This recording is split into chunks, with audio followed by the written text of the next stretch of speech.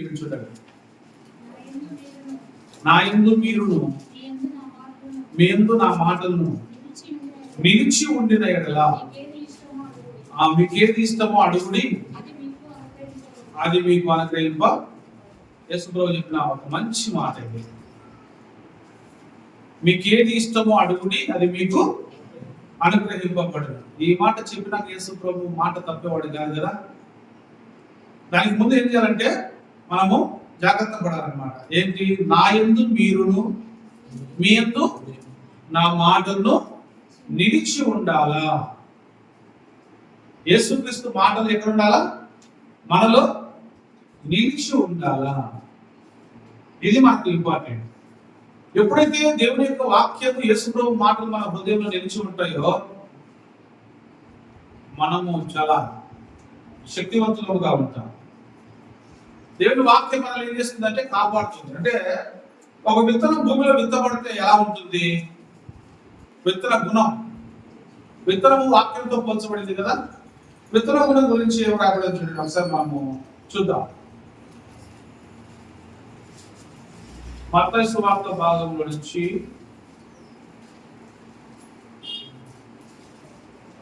Mark సువార్తలో మత్తయి సువార్తలో ఉంటుంది. మనం చూద్దాం.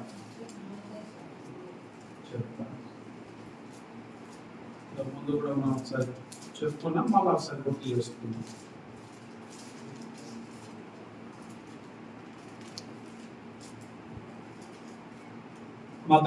మార్కు సువార్త 4వ అధ్యాయము 26, 27, 28, 29.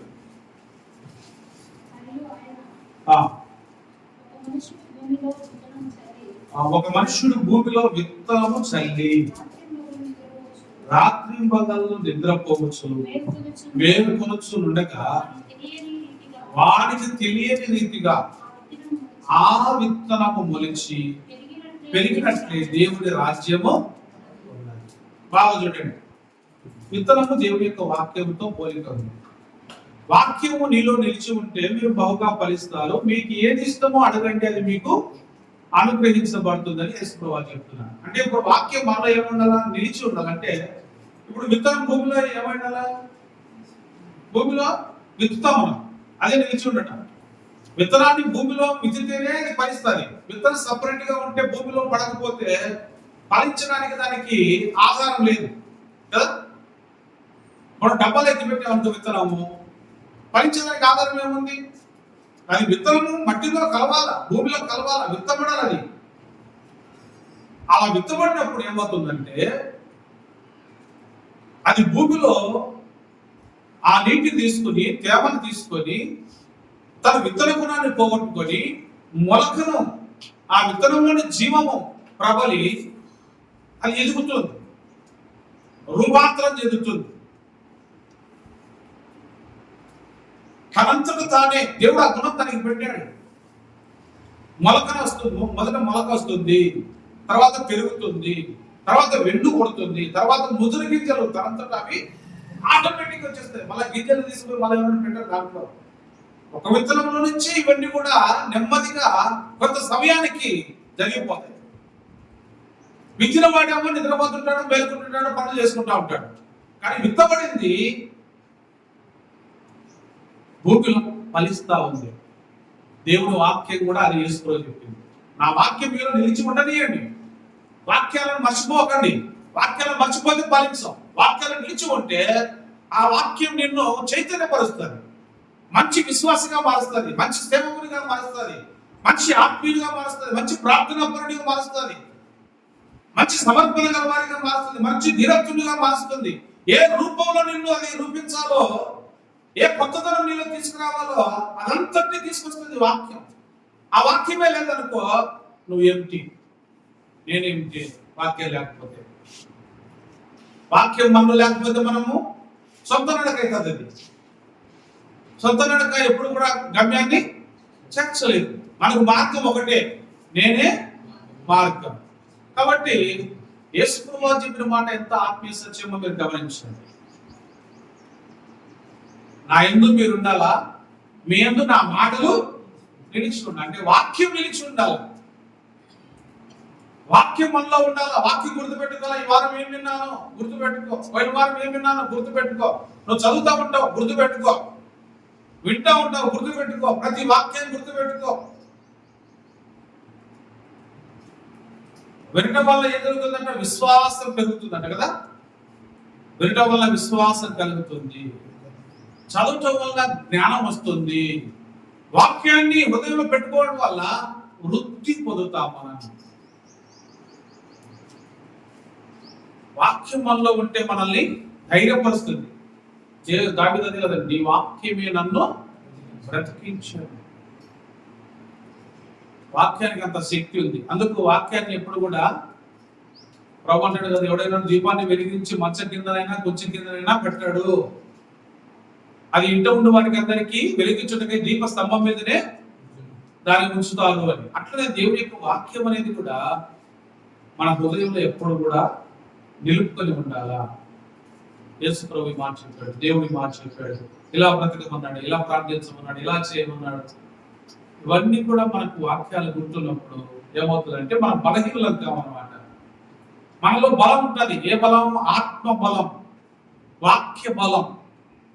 ఈ వాక్య బలం ఏం చేస్తుందంటే సాతానుకు మనం ఎక్కడ కూడా లొంగకుండా సాతాను మనం జయించే శక్తి మనకు వస్తుంది. ఎఫెసీ పత్రికలో ఏం చెప్తాడు? ఖడ్గం అన్నాడు, దాని వాక్యం అనే ఖడ్గమా ఏదో చదవండి.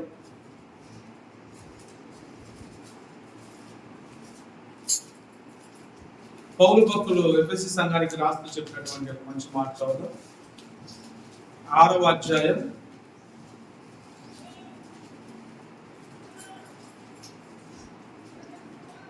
16-17 వచనాలు. ఇవన్నీ గాక విశ్వాసం అనే డాలు పట్టుకోండి, దానితో మీరు దుష్టుని వాడు ఎన్ని అగ్నిబాణాలను వేయండి, ఎంత కష్టం పెట్టడానికి ప్రయత్నించండి, అగ్నిబాణాలన్నిటిని ఆర్పుటకు శక్తివంతులు. ఇలాంటి శక్తివంతులు కావాలి మనం. సాతాను దుష్టుని యొక్క అగ్నిబాణాలన్నిటినీ ఆర్పే శక్తి మనకు దేవుడు ఇస్తాడు వాక్యం ద్వారా, ప్రార్థన ద్వారా. మరియు రక్షణ అనే శిరస్త్రాణము, దేవుని వాక్యం అనే ఆత్మ ఖడ్గము ధరించుకొని ఉండండి. ఆత్మ వల్ల ప్రతి సమయం నందును ప్రతి విధమైన ప్రార్థనను విజ్ఞాపనము చేయించు ఆ విషయమై సమస్త పరిశుద్ధ నిమిత్తమును పూర్ణమైన పట్టుదలతో విజ్ఞాపనం చేయించు మెలకువగా ఉండండి. ఎంత చెప్పట్లేండి, ఇవన్నీ కూడా విశ్వాసాలు చెప్పారు. సువార్తలు మారుమనసు లేని వాళ్ళకు చెప్పేవి కదా. పత్రికలన్నీ ఏం చెప్తాయి? సంఘానికి చెప్తాయి, మీరు ఇలా ఉండండి, ఇలా ఉండండి, ఇలా ఉండండి. అప్పుడు ఎలా ఉందమ్మా? శిరస్నానం ఉండాల, దేవుని వాక్యం అనే ఆత్మ ఖడ్గం ఉండాల. దుష్టుని యొక్క అగ్నిబాణములన్నిటికీ మనము ఆత్మ విషయంత శక్తివంతులం కావాలి. ప్రతి దానికి మనం బలహీన పడకూడదు, పోరాటం చేయాలంట. ఎబ్రీ పత్రిక చెప్తాడు, రక్తము కారణంతగా మీరు దాన్ని ఇంకా ఎదిరించలేదు అంటాడు కదా. సులువుగా చిక్కులు పెట్టే పాపాన్ని రక్తము కారణంతగా మీరు దాన్ని ఇంకా ఎదిరించడంలా. రక్తం కావాల పాపాన్ని ఎదిరించడంలో అంతగా పోరాటం ఉంటుంది. ఓకే గారు, ఆ స్థాయికి మనం ఎదగడానికి దేవుడు మనకి సపోర్ట్ గా ఈ వాక్యాలు ఉంచాడు. కాబట్టి వాక్యం మనం ఏం చేస్తామంటే గుర్తుపెట్టుకుందాం, నిలిచి ఉండనిద్దాం. వాక్యం, ఆ వాక్యం మెల్లి ఏం చేస్తుందంటే ఫలిస్తూ వస్తుంది.